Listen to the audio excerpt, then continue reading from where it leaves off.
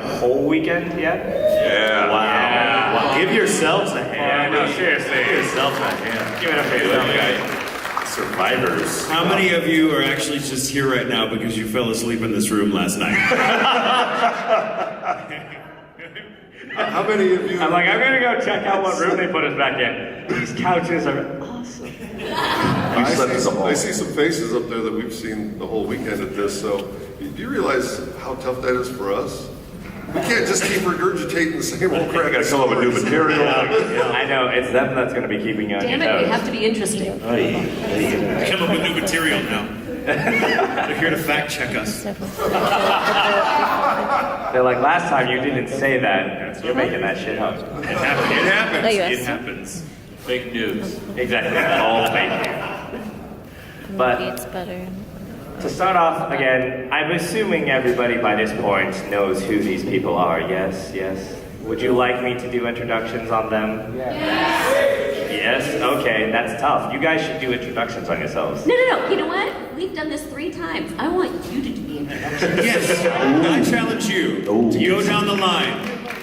Well, one of the Say things... our names and give You us decide what's Say- most and important. and don't Let's Like, be real, Michael. You just want me to say your name, that's all. Well, yeah. Just go down the line and call everyone my name. Call everyone by name? By my name. Oh. Just like J. Michael Tatum. J. Michael Tatum, and sitting next to him is the J. esteemed J. Michael Tatum.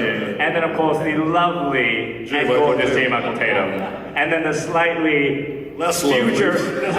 I was going to say future version J. Michael Tatum.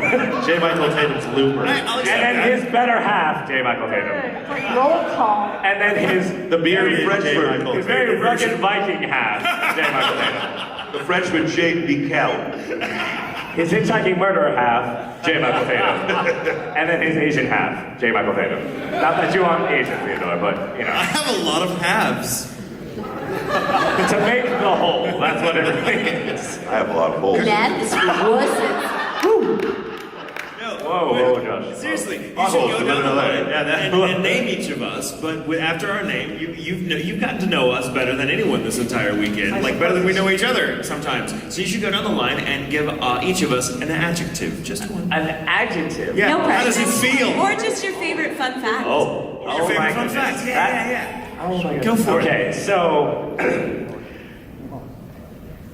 we have J. That's Michael called Tatum. dead silence. No. We have J. Michael Tatum over here, and I would have to say my adjective for him would probably be egotistical. Great start. No. Compliment. No. Oh, compliments. Shit, I got cold in here. No. This is a terrible idea. Abort. Abort. He wanted me to call each of you by him. No, actually, again, J. Michael Tatum, one of the things that I've actually learned about him is that I found somebody who's possibly quite more turned on more than I am.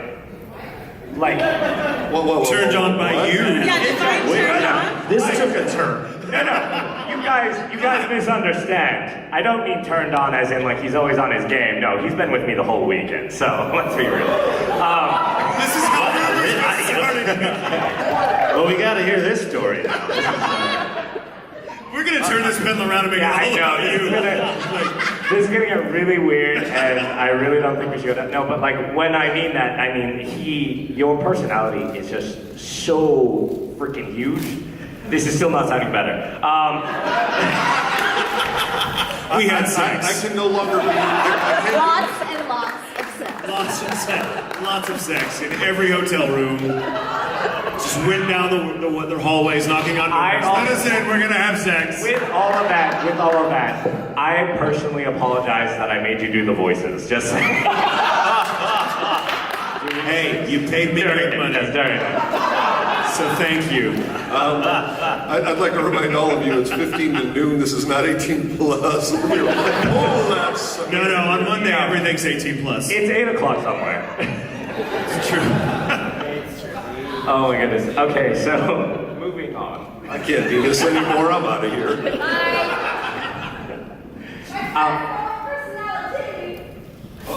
Oh. Don't Don't you love when that happens during a silent spot? He does have a entire audience pauses? personality. Personality. I believe I have a couple good ones of those. That just sounds like Okay. a chick with a really big rack.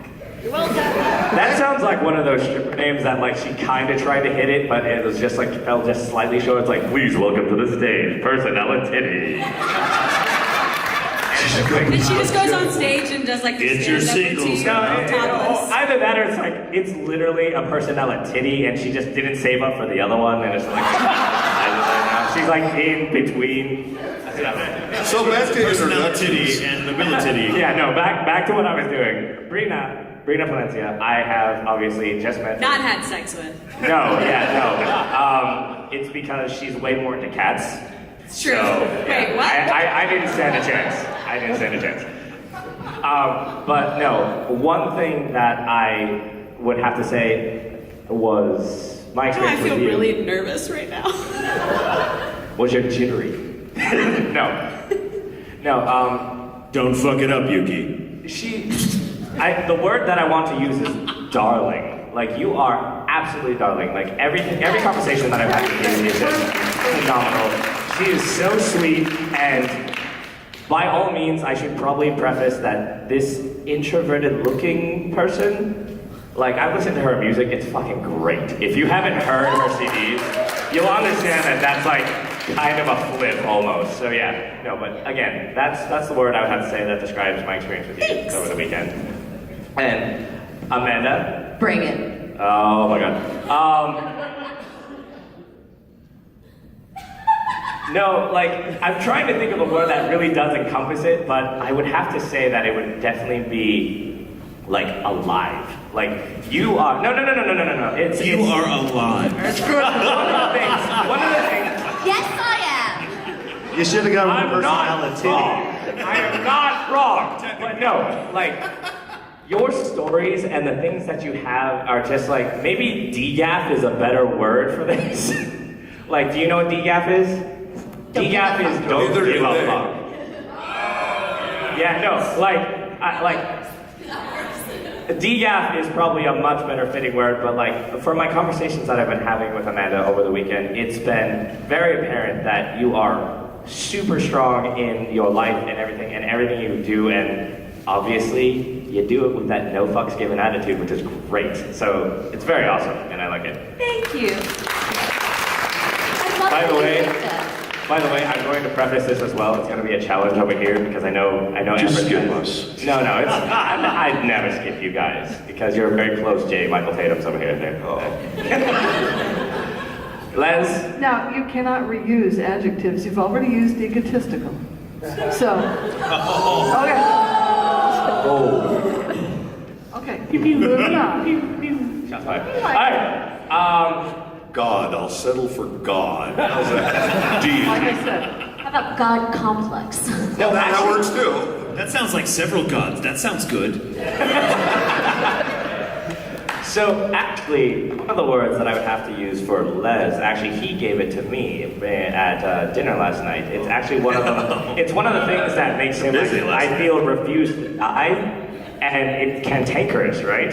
Yeah. That was a beautiful word that you used for yourself, and I'm like, no, that fits him to like. Get the hell off my lawn. he's known as the neighborhood curmudgeon. That's perfect. Yeah, no, but again, with my experience with you, Les, I think you are in fact one of the sharpest sticks that have poked me today this weekend. Wow. Even sharper than. Well, you really are the future me. Man, It's a busy weekend, Yuki. guys, it is Monday before noon. You cannot have this much of a dirty mind yet. I better leave. Challenge. Now I'm starting to understand why I'm so damn tired. I was obviously doing things at night I didn't even know about. You did drink last night, and I remember that. Just a little. Just a little. Mary, easily the word that comes to mind for you when I think about you and what we've already been through this weekend is just downright sweet. Like, there is nothing more that I could, like, well, there's plenty more that I could say to that, but you have been an absolute treat to me and just complimenting me left and right, which is crazy. I deserve none of it because I'm just weird. So, but yeah, no, you have been absolutely sweet to me, and it's been a lovely honor to meet you. So. I can pay you later, right? I do take credit. Okay, good.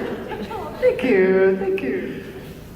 Josh, we met one time in our first Senpai Chit Chat. Yeah. Yeah, and obviously I think one of the words, if you were at the first Senpai Chit Chat, is that you are downright hilarious. Not to say that anybody else here isn't. You are freaking hilarious. Thank you. And your memory for all the other answers out of the first Senpai Chit Chat to bring it back and incorporate it into one giant loop humor was genius. absolutely Amazing. Absolutely amazing. So yes. Thank you guys for being good sports, too. You made me nearly die up here in laughter when you did that, because I was like, The Honduras soap was my favorite.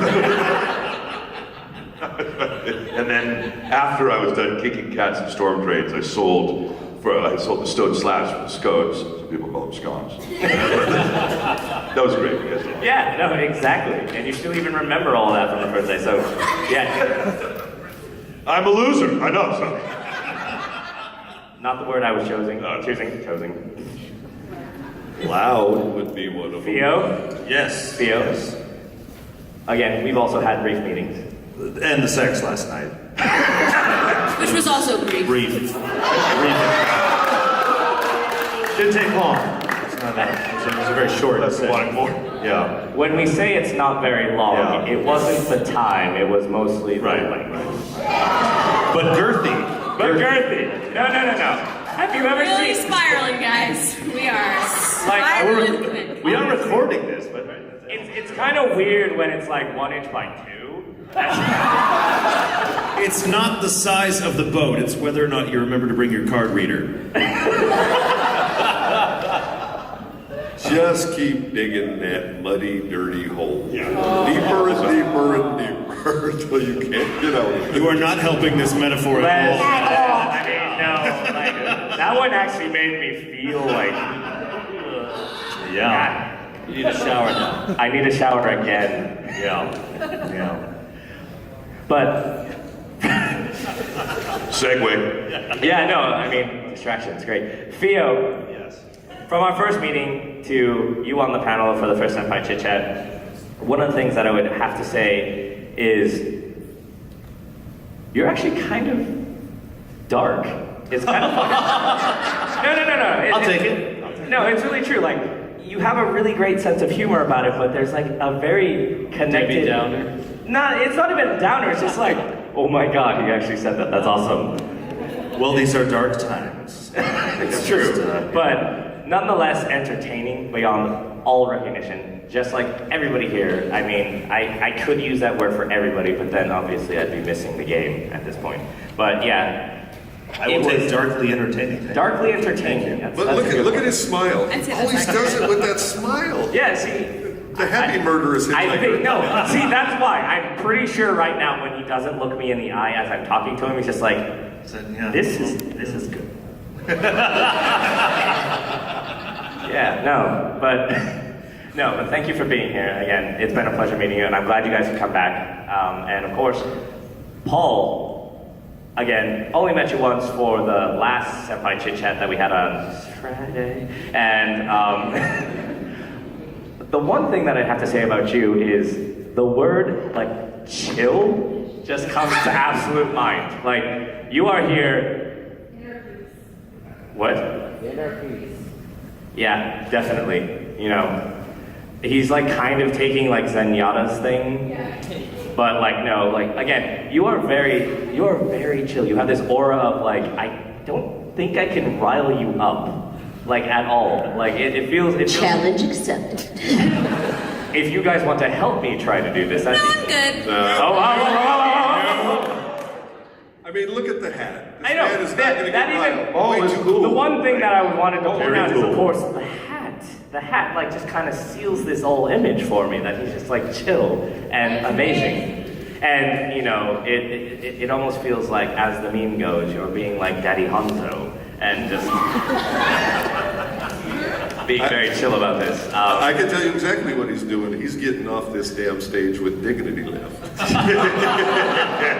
rest One of us has to. Yeah, there had to be one. There are 8 people up here. I've already given my dignity to the dirt, so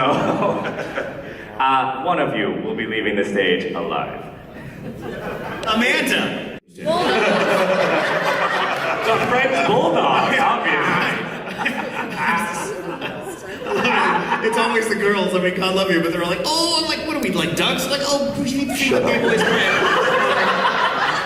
It's so adorable. It's like Amy had become like the new pony. Every little girl wants one. Anyway. Meow. Just off a cliff, sorry. But now, I changed it recently to a painting I just did. I haven't painted in like 20 years, and I took it back up, and I was really proud of my first results. And so Brina was like, that needs to be your background. So he made it my background. Yeah, I'll show you. That's cool. Yeah, so what's this? Yeah, I'd like to see that too later. That'd be nice. I want to see it. Dude, we are not passing his phone around. Screw the painting. I want to see the puppet. Follow me on Instagram. You can see all those pictures on Instagram. I have them all up. I just had to check because I didn't. I have my cats. Your cat. But I can't really see it because my phone is really, really, really, really severely cracked. Like, to where I might cut myself very soon. So in that, I believe you've never actually like talked about your cats. Like you kind of. Well, I mean, since you asked, I have 2 cats. One's named Sherbert. He's an orange tabby. His face is actually a lot like this cat, except this cat's a Siamese, but he's very pretty like this. He's like the Robert Redford of cats. He's beautiful, but also kind of an asshole. And then there's Morty. Okay, Sherbert's full name is Augustus Sherbert III. There were no predecessors. We just went with the third because he's the 3rd cat that we've had in our lives. And then our other cat, his full name is Mortimer Puddingsworth IV, but we just call him Morty. And my husband, you guys seriously should follow my husband on Instagram because he dedicated his entire Instagram to just photoshopping Morty into like beautiful land. Because my husband's actually a really good photographer. He's a lawyer by trade, but he's a really good photographer too. So he'll like take these beautiful landscape photos. Like there's one of my favorites is like he had like this cotton field, and then he just put Morty like curled up as one of the cotton balls. Like he'll like Photoshop him into the sky as if he's like a deity looking down upon us. But the thing is, he's really derpy and dumb. He's really stupid. And his tongue is always out. Like, he just is so dumb. And they hate each other. It's really cute. Well, thank you for that. Now we understand what cats are on the back of your phone, so that makes sense. Amanda? Well, my screen is my husband and my son. Because they were going through a haunted maze. So my husband's like, and my son's going. But more importantly than my screen, my favorite thing. Yeah, I think that says your personality even more. And I always forget, I forget that I have this. So I like pull it out when Nicholas is at school. I'm like, okay, kids, smile. And they're all like. Again, I think I chose the word properly for the DGAF thing. Yeah, no. I too actually had to pull my phone out and check, and I can build multi-million-dollar studio complexes, wire them up, run them, hire and fire, mix shows, do all this for decades. I got the stupid background the phone came with because I can't figure anything out on this phone. Last night I'm trying to text you who isn't programmed in my phone to tell you we're all going out to dinner. Like, I don't know how to do that. He was testing his phone to every single one of us going, can you figure this out? We're like, we don't even know what you've done to it, Les. This is the box it came in. This is a flip phone. Like, what is this? This is an iPod, Les. Like the picture, did you see the picture of the guy who went into like a Best Buy and brought a calculator and said, I want you to activate my phone? Poor old man. So yeah, that's what I got. Whatever it came with is still there. I've got a picture of our sweet, big, goofy lake dog, S'mores. S'mores, a little background on S'mores. He passed away in January, and he was a mixed breed. We think he was like Labrador, German Shepherd, and Great Dane. He was big, goofy, sweet, just a doll. The best dog ever. Ever. And he was actually out of the country in 2006. Building recording studios for a client in Costa Rica, but I still can't figure it. And the weather was really hot. It was actually 116 degrees in LA, record breaker heat. And I told my daughter, I'll take you to Legoland. Sounds good because it's near the ocean. That was my plot. So we get in the car, we're pulling out of the driveway, and my little girl, Mommy, Mommy, Mommy, there's a dog, there's a dog. Where, what? And over in the shadow of our house was this broken down little puppy. And it looked like a brown dog. And I got out and I approached it and it started to back away in fear. So I ran in and got some food and water to keep an eye on the dog. And I put the water and food out and backed away. And I see that you could see every bone in this dog's body. And he also had blood on his face. I mean, he was a train wreck. He was just the hottest mess you've ever seen.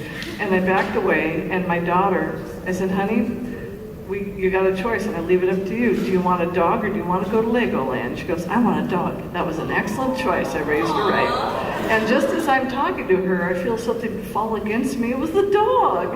It had come over and it fell against me and it looked up at me and said, I love you, I love you, I love you. And he had a broken hip. He'd been hit by a car, obviously. He had lost half of his teeth, probably in a car accident. And took him to the vet and found out he wasn't brown, he was black, he was covered in filth. So gave him a bath, got him fixed up, put his hip in a sling, and Had a cone on. oh yeah, the cone of shame, yeah. And raised him, and he grew up to be like this great big, like almost 90-pound goofy hound. And we had 3 cats, and he loved the cats.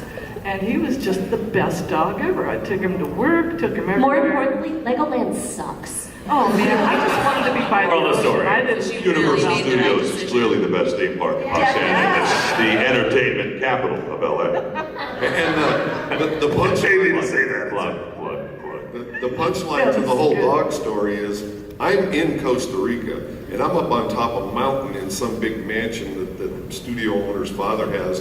And when you're in Costa Rica in 2006, kids, it's dial-up. So every night I would go up to the master bedroom of the host's parents and go on the internet. And I sent him this email, hey, we found the dog. Can we keep the dog? We love the dogs. And so I have to use their account. They're all standing around. The parents, the guy I'm building the studio for, everybody's up there in the bedroom on the one computer with me. And she sends a picture of the dog. Of course, this is dial-up days, so you click to see the pictures, like, and you know, you 3 start to hours see later. a cone. You start, oh, okay, look, missing teeth, look, the broken hip in a sling, and it's going so slow, and everybody, it's so uncomfortable when the internet is that slow. And when it gets down and you see the whole dog, my host goes, hey, you got a winner. But he did. I found out his puppy teeth were knocked out and all his teeth grew back, and I used to take him to work all the time, and he was the best dog. So that's who's on my phone is my baby S'mores. When my husband and I do that to each other, we call it playing our favorite game. How much do you love me? I found this really cute cat. Yeah, we still do that. We now have two added stray cats. None of that's necessary with dogs. I was like, oh, I like dogs. No, we love it. If I won the lottery, I would have them all. My background screen is a picture of my son playing football, and it's number 52, and it says Petersdorf on the back. It's like it's really cool. And it was funny because when I was out, he lives in Idaho and visits me about every 3 or 4 months in California. When I was out there, he has a new team this year, and I didn't have a new picture. I still have the old one. He's like, Dad, why do you have like last season's picture up there? Like, come on, Dad, I was number 52 last year. Keep up, man. Yeah, right. And then I think the back of my phone is a proton pack. So, Yeah. All right, then. Hey, Joe. Excellent. Yeah. I have a lot of hats. You can ask my girlfriend. So this is the collection of The 2010, 2012, 2014 San Francisco Giants World Series caps. The Giants on the field, yeah. So, anyway, hey, Diamondbacks looking good. Anybody but the Dodgers? Yeah, I like the Diamondbacks. I like the stadium. It's really cool. I have my dog, Topo. Topo. What kind of dog? He's a Dachshund Beagle mix. He's actually extremely cute. He's adorable. He's been featured in my Instagram photos and things. He'll just come up and sit on your feet. He's a foot sitter. Hey, come up and he'll sit on your foot. But it's actually I've read that he's trying to show his dominance by sitting on your foot. We gotta own you. This is my foot. This is my foot. This is where I sit on your foot.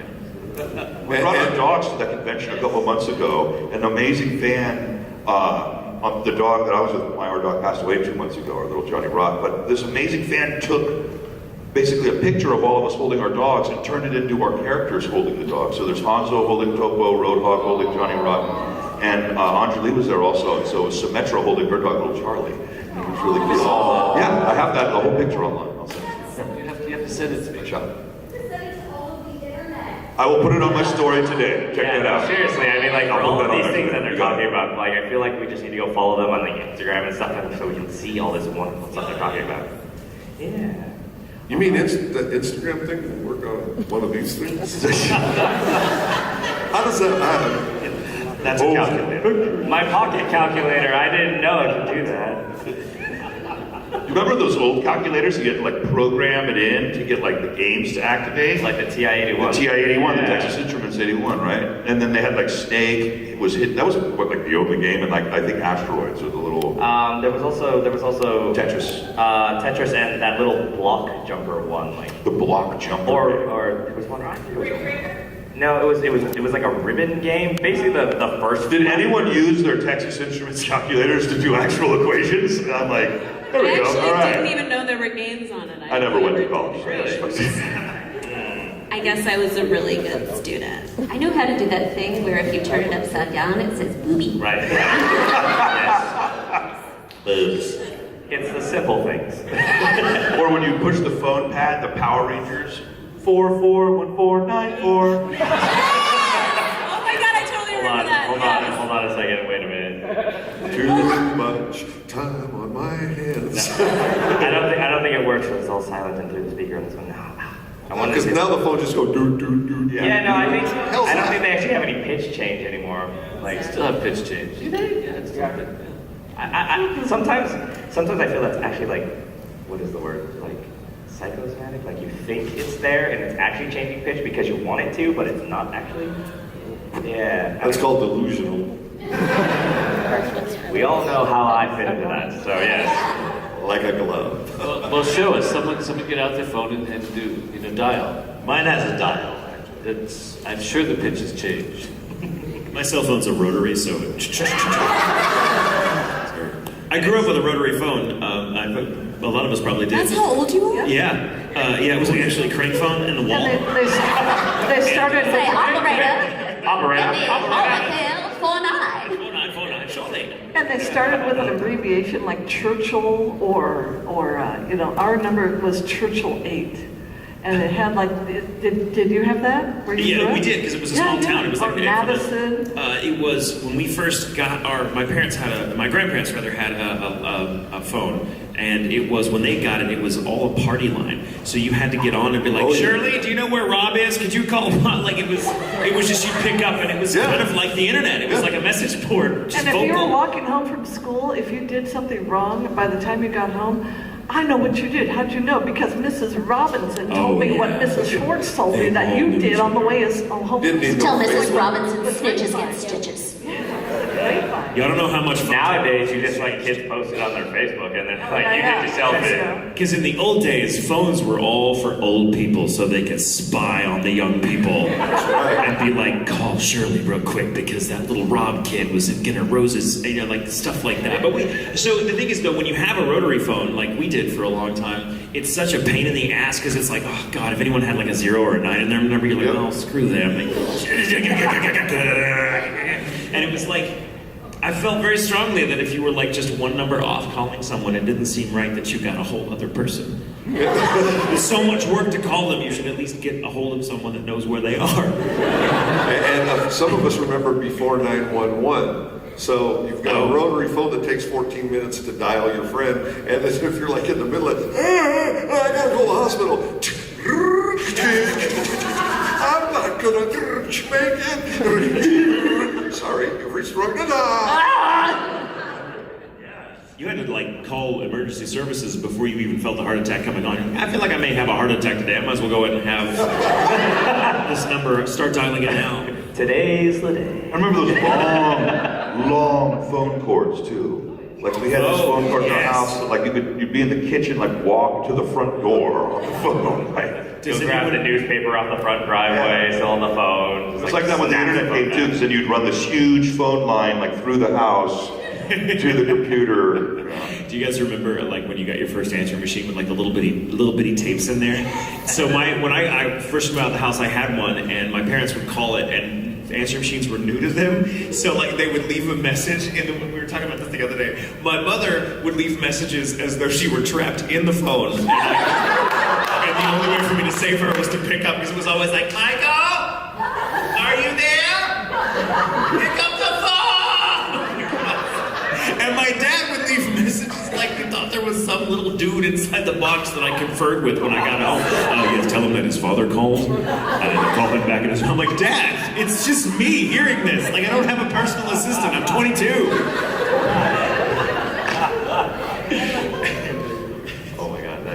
Now, when my mother does call, she still occasionally will, when she goes to voicemail, I had to train her to be like, Mom, you can scream into the phone all you want. I can't actually hear you leaving the message on my voicemail now. Well, that doesn't make any sense to me. I don't like that. So, well, now we just kind of put like... out there. That person has held their arm up 20 times longer than my old butt ever will be able to. All right.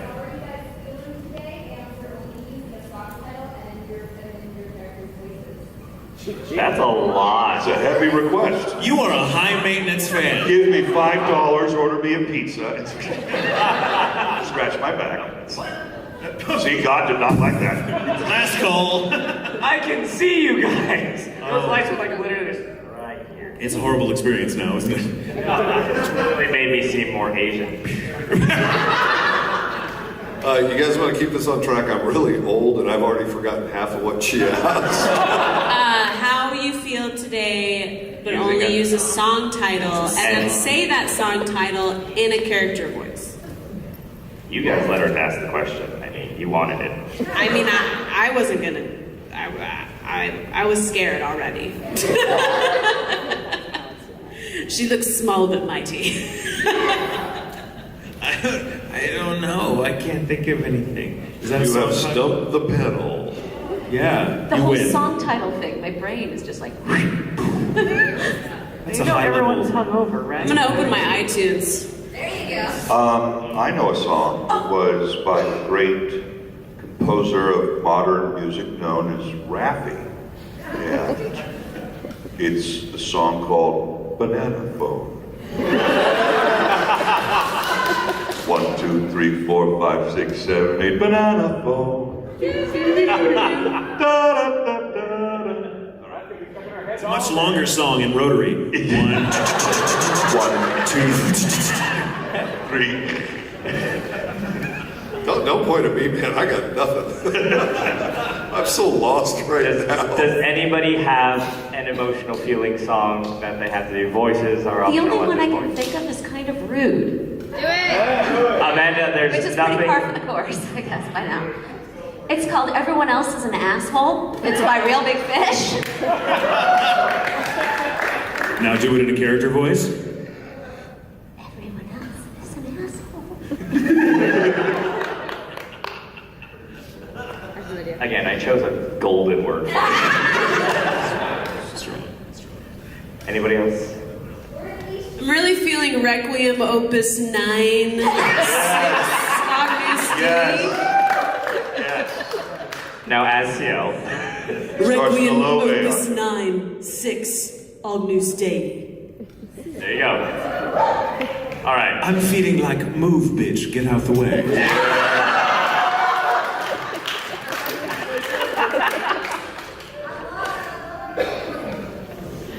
Anybody else on this, or we feel you?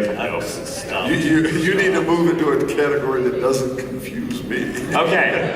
Well then, I like pizza. Where's the beer? Well, we're not voice actors. We're not voice actors, so I can't do character voice. I'm just tired. Les, you're like plenty of characters. I'm gonna cosplay. I am a tired guest. You did it! To a T, that perfectionist in you. I would do one of my famous death screams, but I have a Ghost in the Shell panel later today, and I have to be able to still speak. So. That is the third time you've threatened me with that. Okay, so at the end of the Ghost in the Shell panel, I'll do it. Okay, somebody record that, please. Then he won't be able to speak for a week. And Harry's thinking, dear God, do the voice now. All right. I think an interesting question that just kind of popped into my head, and thanks. I think we were talking about something like this the other night. Just Put something in your head. Yeah, exactly. At least it was just a thought this time.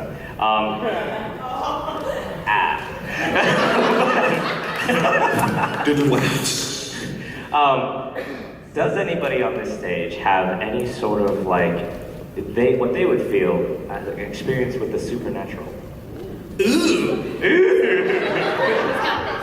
The show on the CW? Or- Yes, exactly. Have you ever hunted a Winchester? I actually had some interesting things happen to me. I was living in London doing The King and I was living in this flat, and these things were kind of happening that I couldn't, one day I went into the kitchen, and the stove was electric, so you had to turn on each thing and then it would glow. And then one day I went into the kitchen, and all of them had been turned on. And I thought, well, wait a minute, and they were glowing, and I'm thinking, how did that happen? I mean, I can understand you might leave one on or something, but they were all on. And then, so I turned them off, and then this one is kind of creepy. When I took a shower, you know how the mirror fogs up? And when I went in there, the mirror was clear, and then I took a bath and took a shower. And then when I came out, the mirror was all fogged up, and there was writing on the mirror. And I'm thinking, it was kind of squiggly. It was sort of a little unintelligible. I think there was maybe a little cross. But I thought, how did that happen? I mean, because you have to actually draw in if you have a fogged up mirror, you have to draw in there, as opposed to going in there when it was dry, and then you go in there and something was on. And then I had stuff kind of move around. There was some, a candle I was positive I placed on top of the toilet. And then when I went back into the bathroom, the candle wasn't on the toilet, it was on the sink. And so, At least it's so these are it was freaking me out. I was sort of freaking out. And then they kind of stopped. Huh. So, but London, has this very old city, and then these were new flats that they had built, and there was these old homes that were there before. So, who knows? Right. They moved the headstones, but they didn't take the bodies. Exactly. It's very poltergeist. A Pakistani burial ground. They built it. Yeah, it could have been actually. I was going to say Indian, but We don't do that. Yeah, it's not cool there. Moving right along. I've had a lot of stuff, but a quick one is I worked for a brief time as a janitor in a Cinemark, and we were the late night staff, so we came in after they closed and cleaned everything up, and then we left at 6 in the morning. So we're there from about 11 to 6, and it was before cell phones and stuff, so we'd lock up the doors, and there were 6 of us on staff because it was a large multiplex theater, and usually we divvy up responsibilities every night. So you would be in charge of cleaning the kitchen in the concession stand, which is a big job because you have to clean all the spouts and everything. It's really gross, and everyone, whoever got the short straw, did the concession stands, and someone else was on the bathrooms, and then everyone else was on like I'd take these 3 theaters, this guy would take this 3 theaters, and so on and so forth. Well, whenever like 2 o'clock or 3 o'clock in the morning, which was our lunch break, would come along, whoever was in the concession stand kitchen would go down the hallway where all the theaters were and just open the door and be like, hey, lunch, come on, hey, lunch. So it would take like a few minutes for them to go down and get everyone's attention, and then we'd all meet in the lobby and have our lunch and talk or whatever, because we couldn't leave. And the theater was supposed to be haunted. We were always told that, but everyone says every theater is haunted everywhere. And so we're like, sure, whatever. But some of the guys have been working there for a while. When I started, were like, yeah, there's some weird stuff happens. Sometimes music comes on the loudspeaker when the switchboard's off, you know. And sometimes the mop bucket is moved around to another area. I'm like, ooh, spooky. Like, what a crappy ghost job that is. Your job is to haunt the crap water in the mop bucket. I'm gonna haunt this mop bucket. Like that's a short straw job. All right, Eddie, you're gonna go haunt the Cinemark for 20 years.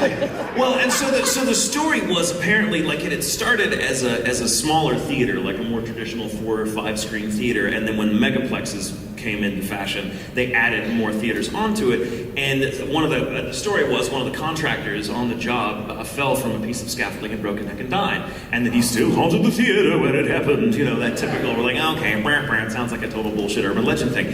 And one night, we were all in different theaters cleaning, and lunchtime came, and someone came. I was like at the front row sweeping up or something, and the door opened, and it's like, hey, lunch, you know, and I don't remember, it was a voice saying lunch, like the typical thing that we were accustomed to hearing. And then I came out in the hallway, and somehow, all of us down the entire hall came out at the same time, and we were all like, how did that happen? Like, whoever it was went to all the theaters simultaneously and told us it was lunch. And then, as we were heading to the lobby, the guy whose job it was to tell us it was lunch was just coming to us going, hey, cool, it's lunch, I guess you guys are ready. And we're like, did you just come down the hall? No. And so we're like, oh my God, so stuff like that happened. And then I had a talk with my dad about when that happened. I was like, so Dad, do you know anything? Because he was into safety engineering, and so he knew most of the contractors in town just because he worked with them all at some point. And he was like, yeah, that is true about the guy that actually died. If you go behind that theater, I think it's theater 14, there's a plaque that his family put behind the screen. And we went back there, and it's there, and I'm like, oh shit. He really does. But little things like that would happen all the time. There was a green button and a red button that for like soap and then hot water on the big mop stations. And there were just little caps you put on there to kind of denote, okay, this is hot, this is cold or whatever. And they would always switch around. Someone would come and like mix them up. And it happened to me several times when I was in the room alone. And I'm like, what the hell? And little weird stuff like that. Well, we need to turn this over to somebody who truly experiences and believes in these things, because my studio and her, the film stage she manages, it's all the same building. So I hear things, but I'm logical. That's a temperature change in the structure. The wood is cracking, blah, blah, blah. But when she's in the place alone, I mean, it's 22,000 square feet of film stage and recording studio. So there's plenty of places, and I'll let her go into it. Well, I'm really I'm from Missouri kind of person, but I used to escape my house on the weekends and come right in an office that I had over at the building. I managed this stage where we have a big spaceship set out on one stage and a big empty green screen stage on the other. And everything has very heavy sound doors for sound insulation. And I was working on Ghost in the Shell, as a matter of fact, and I was writing, and the door was open and I was working on a scene. All of a sudden I hear in the other room one of the sound doors open. It has a very profound click and a very hard sound when it shuts. So there's no mistaking that sound. The thing is, when anyone comes into the building, you hear a beep to indicate that someone's come in. You can override that, and I thought someone turned it off. So I rolled my chair into the hallway and yelled, "It's Mary, who's here?" "Hello, it's Mary, who's here?" Nothing. So I get up and I walk around, and the door's shut, and I open it up, and the stage is pitch black, and I'm yelling, "It's Mary, is anybody here?" Not a sound. I thought, wow, that's kind of weird. Maybe I heard something on the deck. Maybe it was a sound artifact. So I go back, and I'm writing, and I move past that scene. And I'm not playing any sound. I'm thinking about what I'm going to write, and I hear that door again, open and shut, harder. And by this time, I'm freaked, and I roll the chair out again and said, "It's Mary, who's here?" I walk out, nothing. I open the door, and every hair on my body is now up. And I shut the door and I go home. I'm not going to do this anymore. So not long after that, our wonderful dog S'mores, I brought him to the stage. And we had also heard rumors from some of my stage managers that they heard someone walking on the stage after a production had left and the place dropped down. They said it wasn't creaking, it was footfalls. Okay, so I bring my dog. I vowed I'd never go there alone, so I bring he's a big dog, big brutish looking fellow, even though he's a good sound door. And all of a sudden my dog starts growling at the door. And his head is low. He doesn't do that, ever. And he started growling. And I opened the door and I said, "Go get it, boy, go get it." And his hackles went totally up and he backed away from the door. Okay, shut the door. Shut the door. We're not opening the door to hell. Ghost in the Shell can wait. We're the hell out of here. Yeah, I left. And it so happens that I'm also a member of like the Historical Society for the San Fernando Valley. And we're way out in the valley. And I was talking one time to one of the people there. I said, "Hey, do you by any chance you know what used to be there?" And she goes, "Oh, that used to be a dairy land, all the way, covered the whole valley."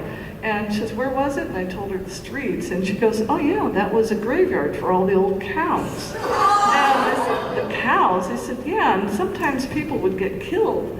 And I said, "Why would they get killed?" And said, "When they were burying them, they used to chop up the bodies or do whatever."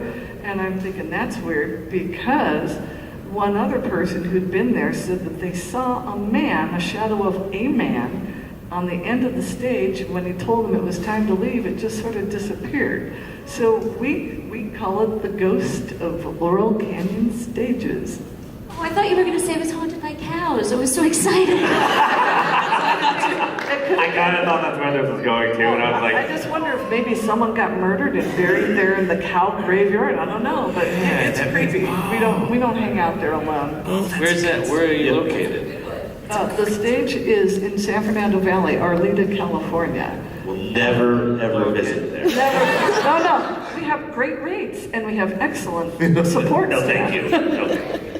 I will totally visit at some point. Let me plug something I'm working on right now real quick. It's a good jumping off point. So one of my dearest friends, JD Markey, and I are starting a podcast in October 1st. We're calling it Ghoul Intentions, and it's all dedicated to ghost stories, but it's specifically about the art of storytelling. So we're taking ghost story submissions from people that have had experiences and like kind of teaching them how to tell it like you just told your story. We're actually trying to arrange a seance and get someone out there in October. Yes. I'll come. I'm down. We will totally go. I love that. I will go. I will drink champagne. I'm a haunted house guy. Like, I'll go into the dark haunted house. There's an abandoned hospital in LA called Temple. And you drive down the 101, you see it on the right. It's like boarded up. They film movies in there. And me and my buddy, when I first moved to LA, he hit me up like, "Hey, I'm doing extra work on this film." I think it was a Rob Zombie film. They were filming in the hospital or something. "Do you want to come?" So I went down there and we hung out, and I ended up leaving, but he is the crazy guy. I left around like 11 or something, just after mingling. He stayed and snuck down to the basement.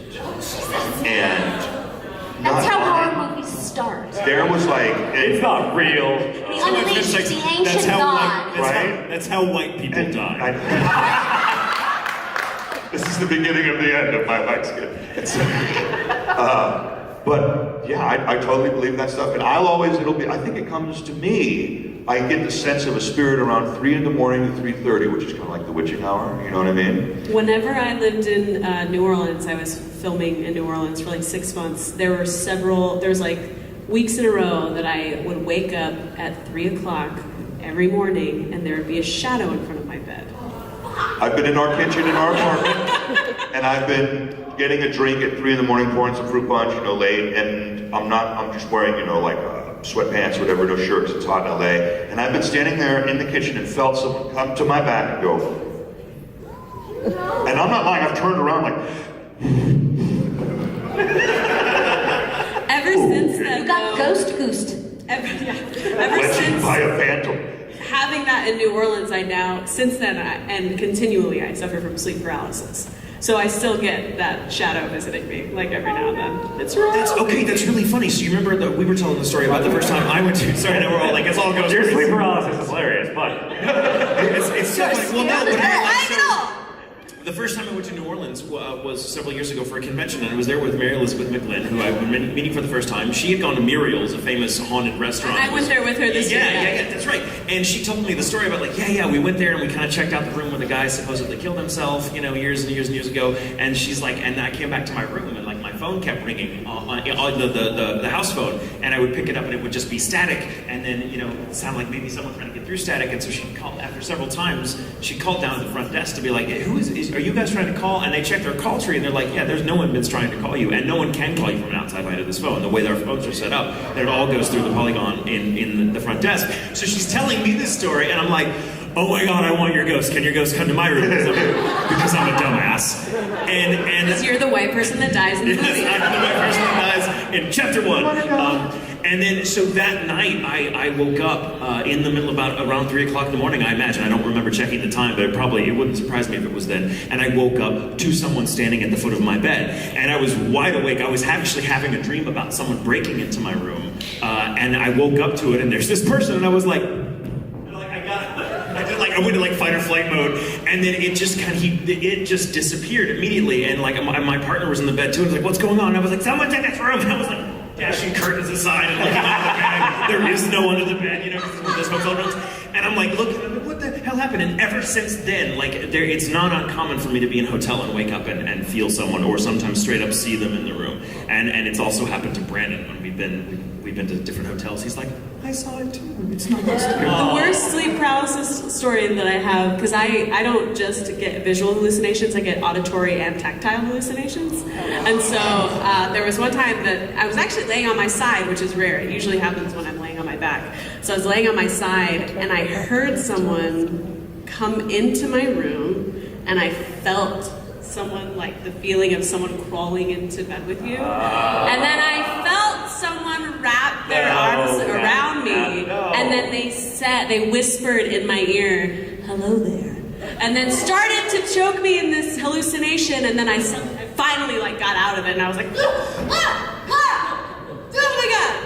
And I looked all around the house, because I've never had it to be that extreme. Usually it's a slight tactile, a spider creature crawling on me or something. But yeah, it was really intense. So you guys get all these 3 a.m. Things that all happen at 3 a.m. I can tell you at 3 a.m. the only thing happening to me at my age is I got to get up and go to the bathroom. That's as exciting as it is. And that is a haunt that will forever be with you. Oh, by the way, then again at 4:32, 6:15. All right, I believe we are actually out of time, definitely. We're 5 minutes over. I'm sorry, guys, I do have to cut them off because that's how it is. I hope you guys have had fun while you're here the entire weekend. I believe you guys still have autograph sessions today? Yes, we have autographs at 1, is it? Or 2? One. Yes, at 1 to 2. It's today. Ours started 2, but I think some of us, we might be there a little bit early too. So come check us out. Everyone will be there. Say hi. Before we wrap this up, I got 2 groups of people I need to thank. One is all of the attendees. You guys have been magnificent. It's been a blast. Thank you so much. We wouldn't even be here without you. And the other group is all of the people involved with the convention. Every last person. I'm not going to name any names, but all of the handlers, the liaisons, all the way up to Greg Fennell at the top of the food chain, and his wife Stacy. It's been amazing. Those people work so hard and tirelessly to bring this to everybody. So Except for the sound guy. He's trying. we had to walk home from the restaurant last night, and that was even your fault, buddy. So Thank you, guys. Thank you guys. Thank you. We love you. See you next.